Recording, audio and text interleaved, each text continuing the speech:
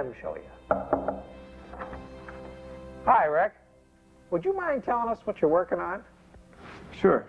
Tim and I have been working on developing some live action as well as animation projects at Disney.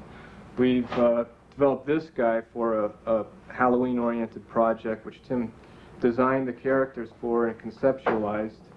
Well, basically, the way that we work is that I'll do a drawing, something like this, and from that, Rick will make a sculpture of it, like this, and then beyond that point, whatever medium we use, in this case, is building a costume. The process continues that way. I'll do a drawing, something like this, and then Rick will do a sculpture, and then from there it would be built into a live set.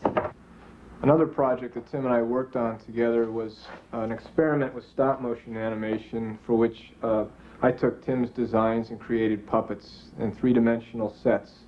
It's basically the story of a little boy who thinks that he's Vincent Price. And it was initially a children's book, but Rick and I made it then into a film.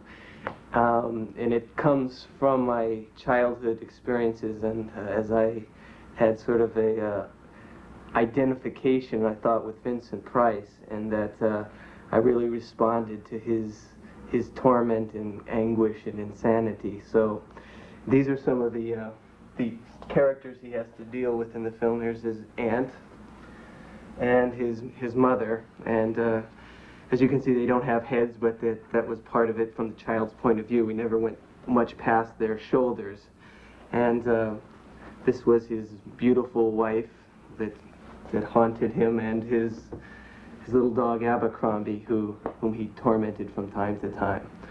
Those are just a few of the things he has to deal with in the film. For the animation, there was different ways we could have handled it, and we did both bending wire armatures to make the characters move, as well as replacement animation, which is what this represents.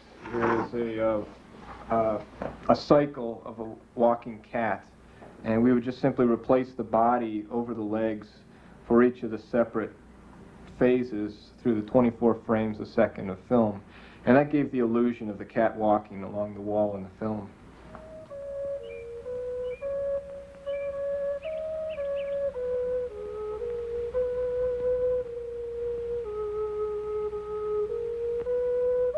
Vincent Malloy is 7 years old. He's always polite and does what he's told. For a boy his age, he's considerate and nice. But he wants to be just like Vincent Price.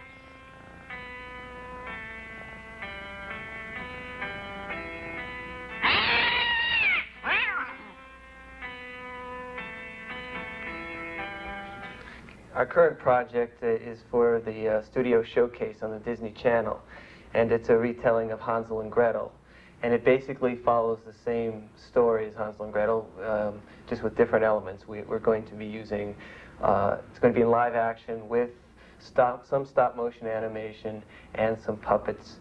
And again, it follows the story pretty much. There's the gingerbread house, the witch, and the ovens, two kids who are dumped by their stepmother into the forest. Father, instead of a woodcutter, as he's in the story, is a toy maker. And he creates a whole bunch of different kinds of toys that figure out throughout the film. Each toy has its own look and its own movement and sound, personality.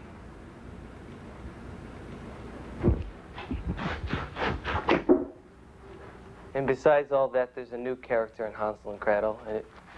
I'm Dan, the gingerbread man, and I'm made entirely out of candy. Let's walk through the back lot to our next stop, which is one of my